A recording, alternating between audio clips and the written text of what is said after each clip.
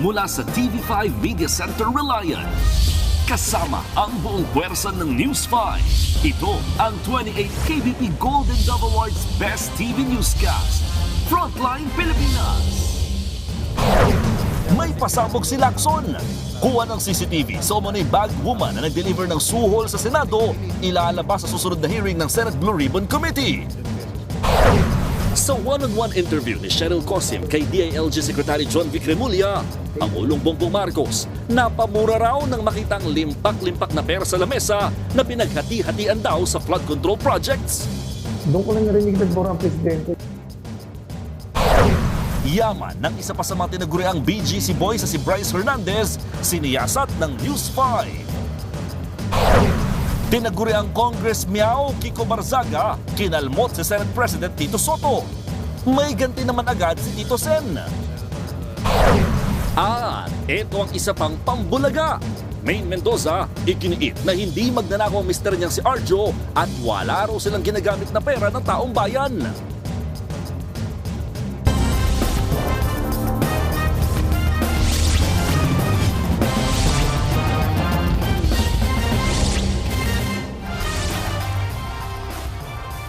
Arestado ang dalawang lalaking nagpapanggap na kontraktor para manghuthot ng pera sa opisina ng PNR sa Maynila. Ginagamit daw ng mga suspect ang pangalan ng PNR chairman para makapanloko. Nasa frontline ng balitang yan si Nina Ong Pauco. Himas rehas ang dalawang lalaking nagpanggap na private contractors matapos mahuling ginagamit ang pangalan ni Philippine National Railways Chairman Michael Ted Macapagal para manghuthot ng milyong-milyong piso. Sa mismong tanggapan ng PNR sa Maynila, ginawa ang panloloko. Modus umano ng mga sospek ang magpakilalang nanalo sa bidding para sa scrap metal ng PNR. Ipinapakita pa nila ang peking litrato at dokumento para makumbinse ang ilang kontraktor. Pagkabayad sa kanila, siguro akala may mga papel sila na pagdating doon sa loob, wala pala silang makukuwang item doon sa loob ng PNR kasi peking yung mga papelis na dala nila. Umaabot umano ang bentahan ng 1 hanggang 3 milyong piso. Pero itinanggi mismo ng hepe ng PNR na si Chairman Michael Ted Macapagal na wala silang ganitong proyekto. Nagbabala siya na isa raw itong modus. Nakakulong na ang dalawang sospek. Sakot na lang kami mag-usap. Babala ng chairman ng PNR, sisiyasating maigi ang nangyari. They have to do a thorough investigation because not only PNR is involved, affected here. I think all the other agencies sa gobyerno dahil malaking grupo ho yan. Nagbabalita mula sa frontline, Nina Ong Pauco, News 5.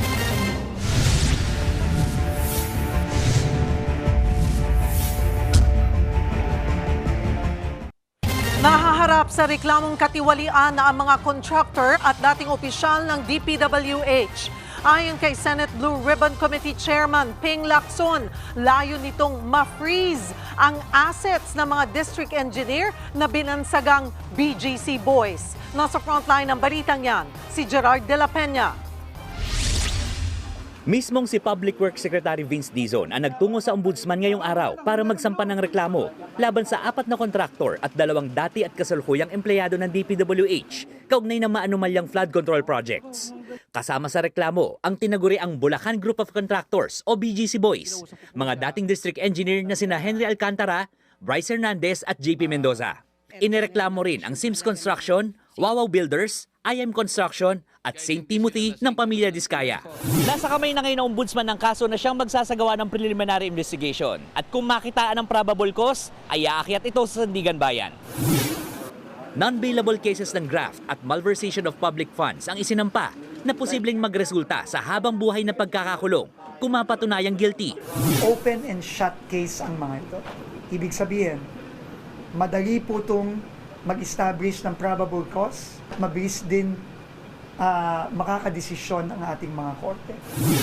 Ayon kay Senator Ping Lacson, siya mismo ang nag-udyok sa pagsasampa ng kaso para ma-freeze agad ng AMLC ang bank accounts at assets ng BGC Boys.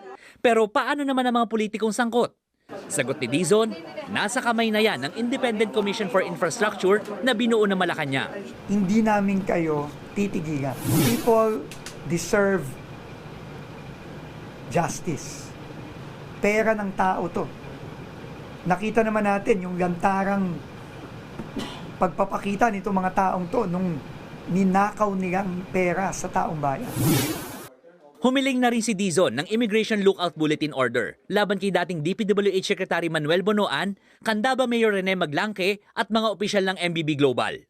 Kasabay nito, pinayagan muna ang mga empleyado ng DPWH na huwag magsuot ng uniforme matapos silang mabiktima ng harassment dahil sa eskandalo. Pakiusap ni Dizon, huwag idamay ang mga tapat na kawani sa kasakiman ng iilan. Nagbabalita mula sa Frontline, Gerard de la Peña, News 5. Sa ibang balita naman, inilunsad na ang Unified 911 Emergency Hotline kapalit ng higit 30 local emergency numbers. Nasa frontline ng balitang yan si JC Cosico. Mapasunog, aksidente o iba pang klase ng sakuna o emergency, pwede nang itawag sa Unified 911 Emergency Hotline. Kung ano ang emergency, may direct line, ipipress lang sa computer kung sino ang kailangan kusapin.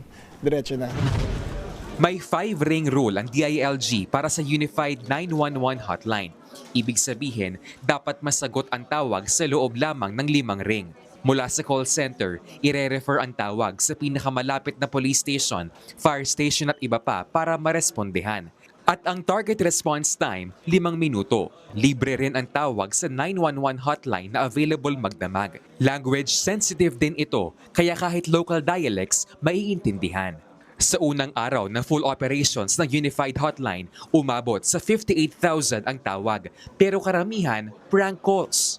Kaya babala ng DILG sa mga nagbabalak gawin yan. Baka pagsisihan niyo yun sa dulo dahil kung kayo may tunay na emergency, baka hindi na kayo puntahan. Hindi na tatanggapin ang tawag niyo. Sa PLDT office sa Sampaloc, Manila ang call center para sa 911 hotline. When lives are on the line, every second matters, as you know, and when lives are at stake, our sacred duty to our people emerges at that time. Target ng DILG na magkaroon ng 8 call centers sa loob ng 120 days para sa mas mabilis na pagresponde.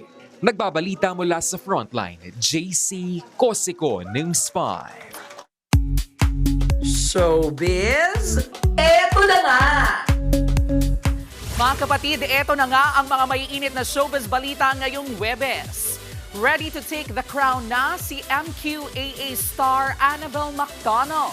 Nasasabak soon sa Miss Globe pageant sa Albania. Kahit veterana na ang beauty queen from Iligan, patuloy na naghanda si Annabelle. Bitbit niya rin sa kompetisyon ang advocacy tungkol sa children's rights and welfare. Gaya ng dasal ng kanyang mga tagahanga, naka-target lock na rin ang kapatid beauty para sa ikatlong Miss Globe crown ng ating bansa. Susunod! 3 luxury car na kumpiska dahil walang kaukulang dokumento. Bagwoman na nag-deliver umano ng suhol sa Senado, isisiwalat sa susunod na pagdinig. At ang balang Rob Gel nina Robin Angeles at Angela Muji, makakasama natin dito sa Frontline Live. Abangan ng lahat ng yan sa pagbabalik ng Frontline Pilipinas.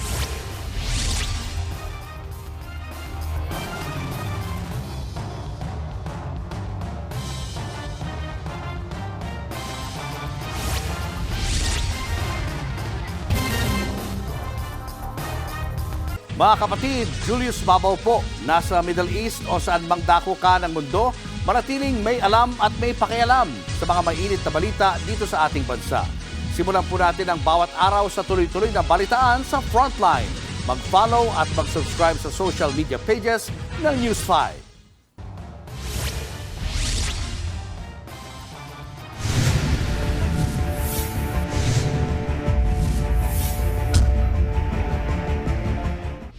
Nagprotesta ang iba't ibang grupo laban sa katiwalian sa flood control project sa bansa.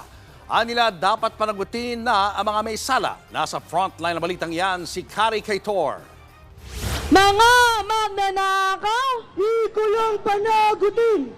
Yan ang sigaw ng iba't ibang grupong nagtipon para magprotesta sa EDSA Shrine sa Quezon City. Maliban sa mga placard, may higanteng tarpaulin pa na may mukha ng mga personalidad na idinadawit sa issue ng flood control projects. Ito ay kleptospirosis, isang matinding sakit ng pagnanakaw at pagiging gahaman.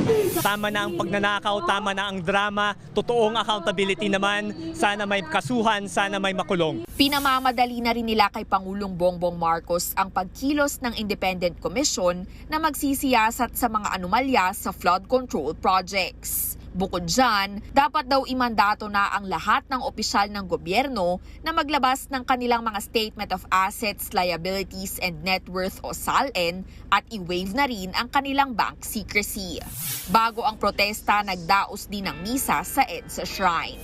Nakakahiya, nakakagalit, nakakadiri ang mga korap, ang mga kontraktor, ang mga politiko. Pinagdarasal ko kayong lahat araw-araw. Sa Bulacan na itinuturong sentro ng ghost projects, nagprotesta rin ang ilang kabataan sa labas ng tanggapan ng DPWH sa Malolos.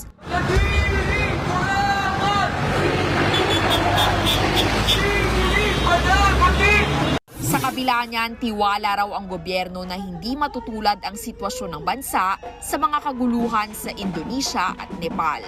Ang mga Pilipino naman hindi ganyan, 'di ba? Even at our worst, hindi tayo nanununog ng lugar, 'di ba?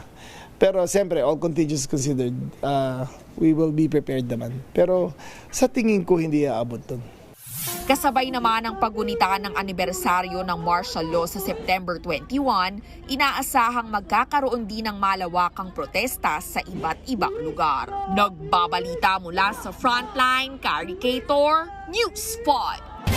3 mamahaling kotse ang nakumpiska ng PNP Highway Patrol Group sa magkakahiwalay na operasyon. Kabilang ang isang pulang sports car sa Dasmariñas, Cavite matapos mabigo ang driver na magpakita ng papeles. 2 luxury car pa ang muntik ibenta sa Pasay ng walang special power of attorney mula sa tunay na may-ari. Kasunod yan ang issue sa mga sasakyan ng pamilya Diskaya. Babala ng PNP, mas hihigpitan pa ang pagbabantay lalo't ginagamit umano ang luxury cars para takasan ang mga aligasyon ng korupsyon sa flood control projects. Fact check muna. Yan ang buwelta ni Senate President Tito Soto sa banat sa kanya ni Congressman Kiko Barzaga. Sa Facebook post ni Barzaga na may litrato niya si Mayor Vico Soto at ng pusa, sinabi niyang dahil malapit si Tito Soto kay Speaker Martin Romualdez, limitado raw ang opsyon ng pamangkin nitong si Mayor Vico para mag-imbestiga. Pero mabilis na balik dito ni Senate President Tito Soto, wala raw kompromiso kahit kaibigan. Giit niya, Senate Blue Ribbon ang nag-iimbestiga at hindi siya. Dagdag pa ng Senate President, huwag gamitin ang kanyang inaanak para mag-promote. Showbiz, eto na nga! Muling dumipensa si Maine Mendoza sa mga nambabash sa kanila, partikular sa mister niyang si Congressman Arjo Atayde na nadadawit sa anomalya ng flood control projects. Sa post ni Maine sa X, wala ni isang bahagi ng kanilang buhay ang itinayo gamit ang pera ng taong bayan. Lahat ay galing sa taon-taong trabaho at ipon. Hinding-hindi niya raw matatanggap ang kwento na nagnanakaw at nabubuhay sila sa pera ng taong bayan. Hindi raw yan si Arjo, hindi rin si Maine at hindi yan ang kanilang pamilya. At kung si Arjo man daw ay nagkasala o nanloko, hindi raw siya dedepensahan at pagtatakpan ni Maine.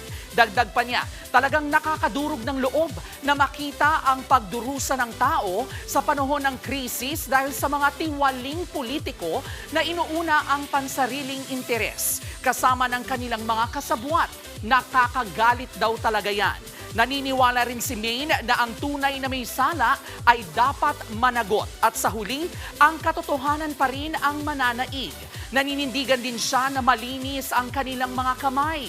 Walang itinatago si Arjo, hindi raw siya kailanman nagnakaw. Samantalang ang mga tunay na salarin, tahimik na nagdiriwang sa dilim. Susunod, Independent Commission formal ng binuo ng palasyo. Bagwoman na nag-deliver umano ng suhol sa Senado, isisiwalat na sa susunod na pagdinig. At House Speaker Martin Romualdez, hindi raw magbibitiw sa pwesto. Yan at iba pa sa pagbabalik ng Frontline Pilipinas.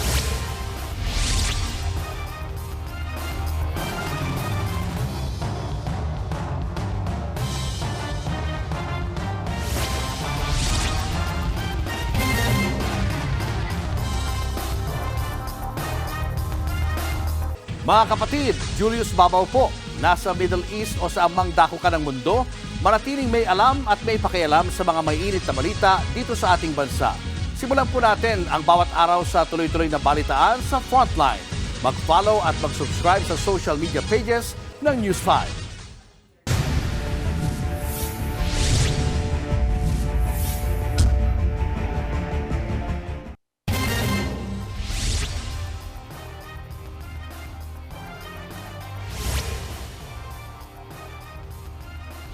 Hindi raw maluho ang nadadawit sa anomalya sa flood control projects na si DPWH Assistant District Engineer Bryce Hernandez ayon sa mga kapitbahay niya.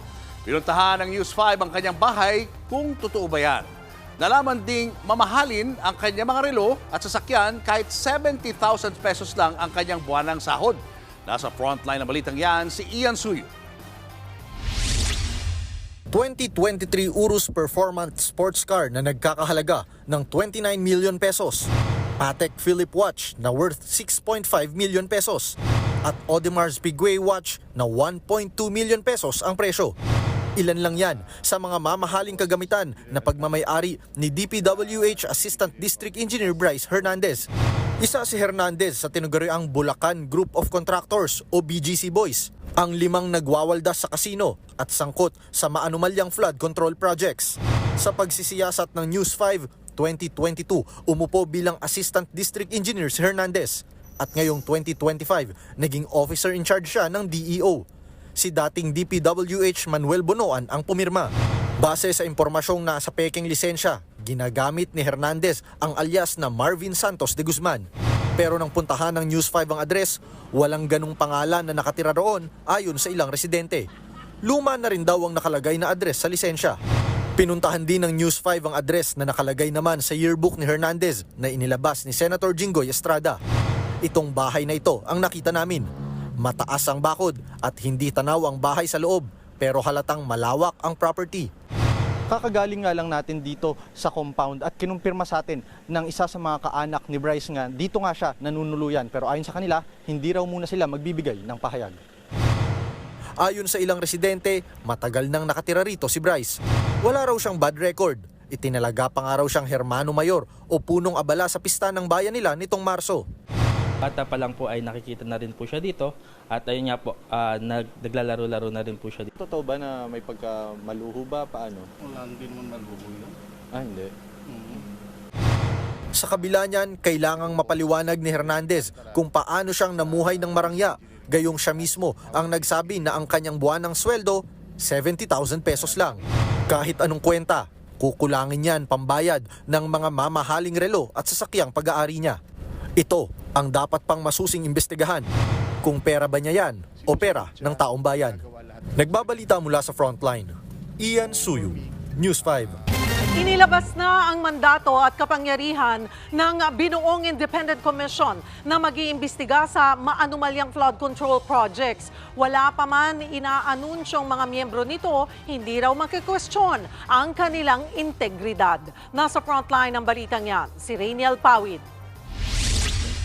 Nitong Martes, ito ang pangako ni Pangulong Bongbong Marcos kaugnay ng binubuong Independent Commission na mag-iimbestiga sa maanumalyang flood control projects. Within the next 48 hours, I will already announce the powers that we are granting to the Independent Commission and the members of the Independent Commission.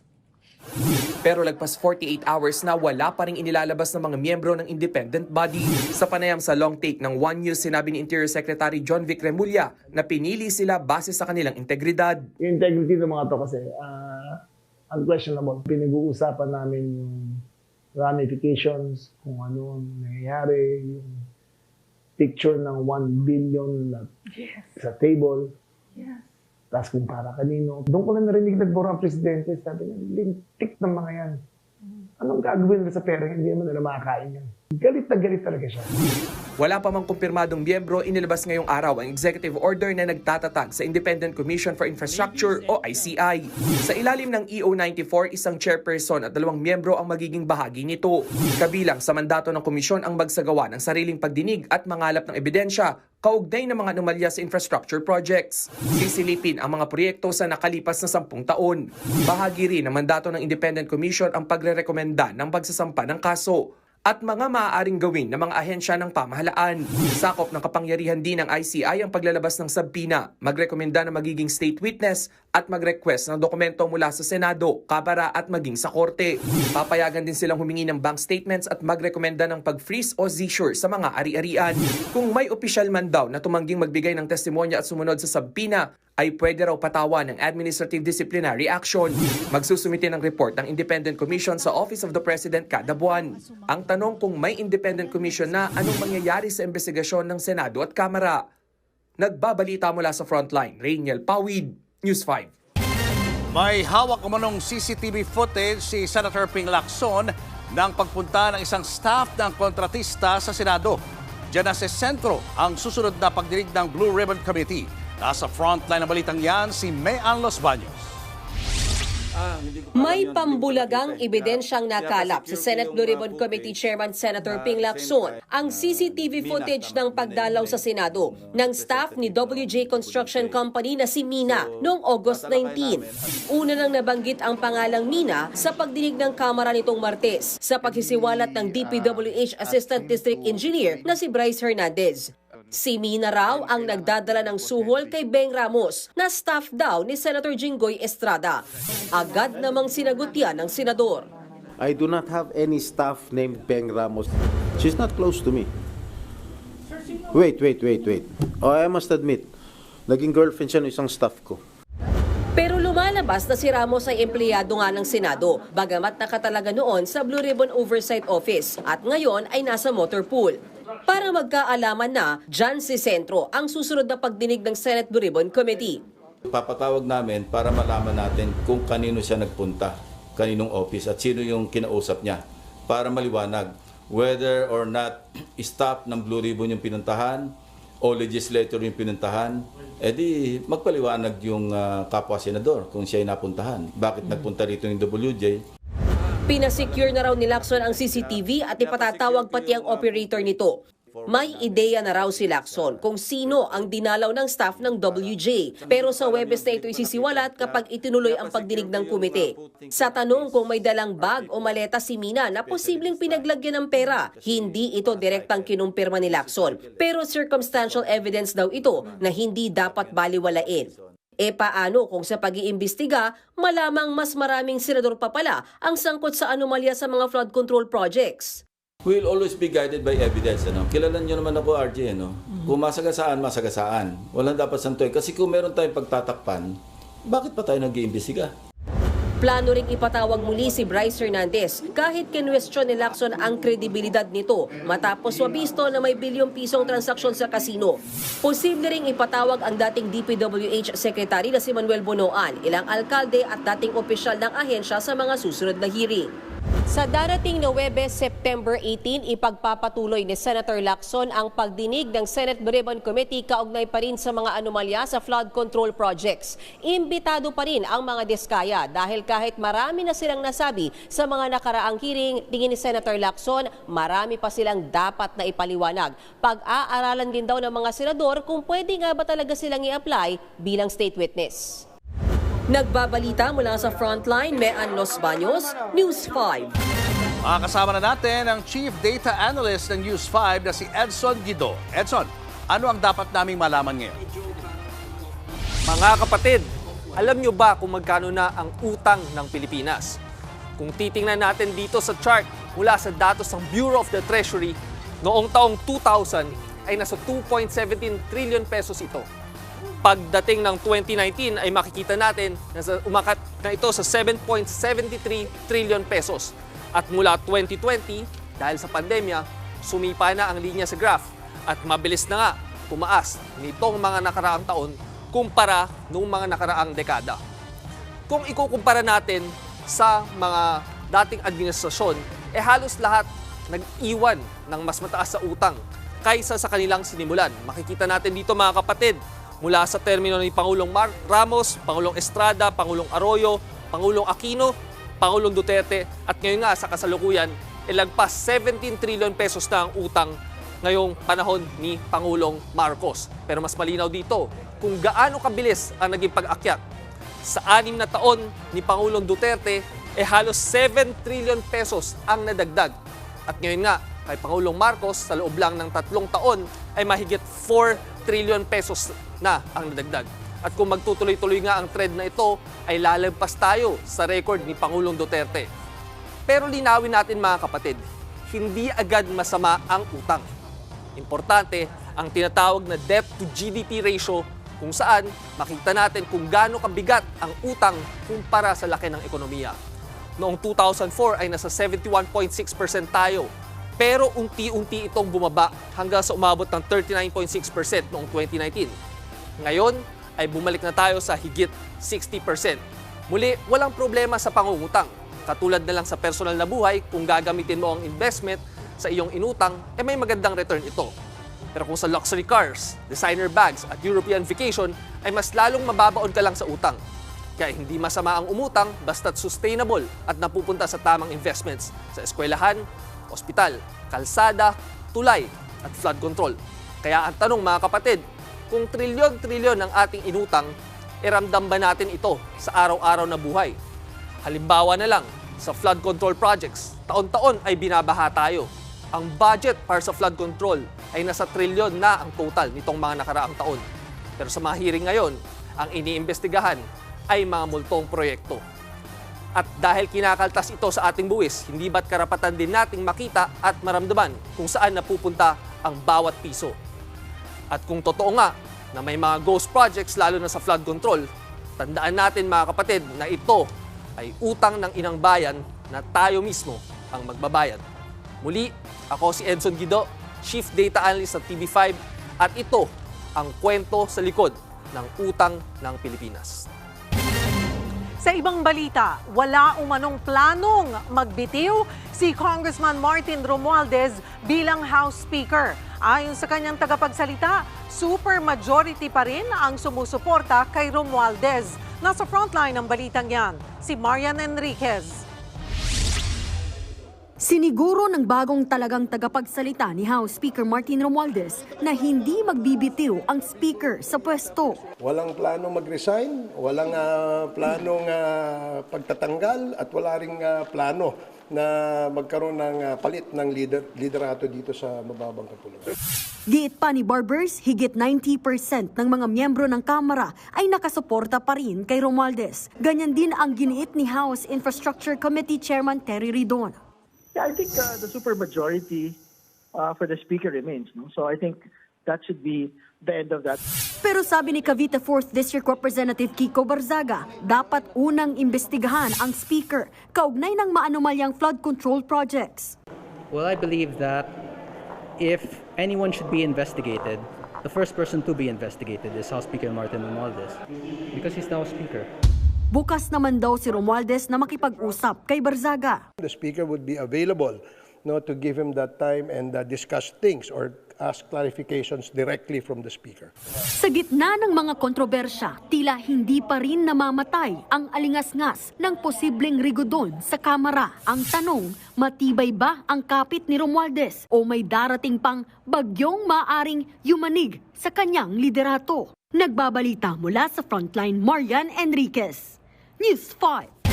Susunod, love team ni Robin Angeles at Angela Muji, makakasama natin mamaya live. Tutok lang mga kapatid, magbabalik pa ang Frontline Pilipinas.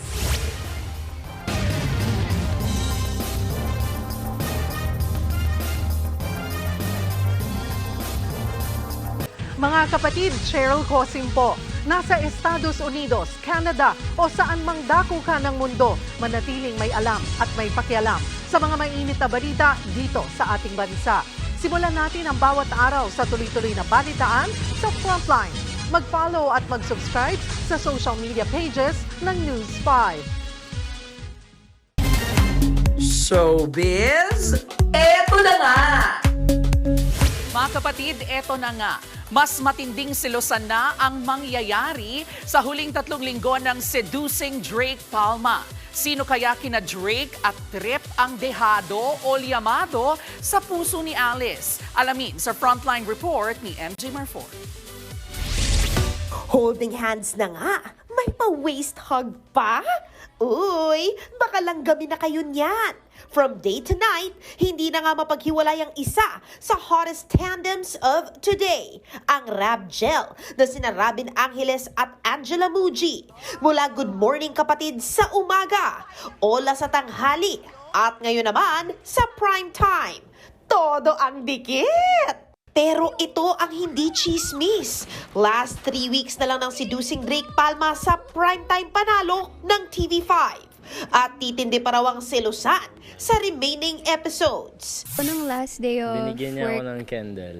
kasi naalala ko po nung nasa kami, like Drake's condo, which is yung set. Inaamoy niya nang inaamoy yung scented candle sa table. Tapos natutuwa ako sa kanya. Ang good news ng Rab Gel, magkaka-season 2 sila. Pero bago yan, reunion muna ng angmutya ng Section E para sa Book 2. At for the next 3 weeks, huwag palalampasin ang Seducing Drake Palma pagkatapos ng Frontline Pilipinas sa TV5. Nagbabalita mula sa Frontline, MJ Marfori, News 5. At ito na nga po ang mga gabi-gabing nagpapakilig sa ating mga kapatid, Robin Angeles at Angela Muji.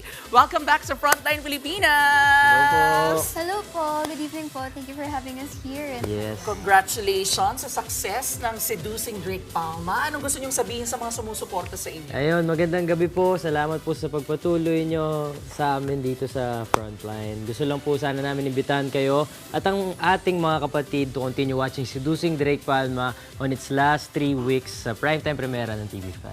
Hindi nyo dapat palampasin ang mas tumitinding emosyon sa pagitan ni Drake, Alice at Trip.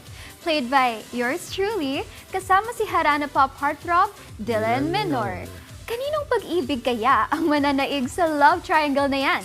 Gabi-gabi nyo po kaming samahan para malaman.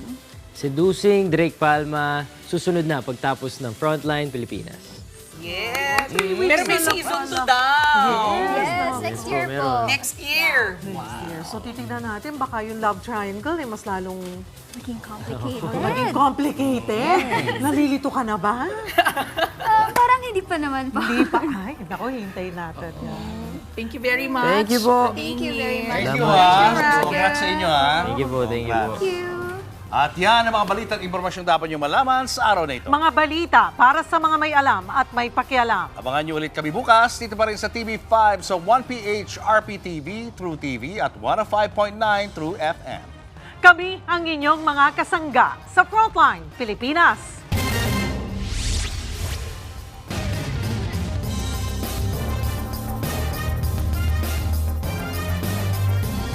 Mga kapatid, Cheryl Cosim po. Nasa Estados Unidos, Canada o saan man dako ka ng mundo, manatiling may alam at may pakialam sa mga maiinit na balita dito sa ating bansa. Simulan natin ang bawat araw sa tuloy-tuloy na balitaan sa Frontline. Mag-follow at mag-subscribe sa social media pages ng News 5.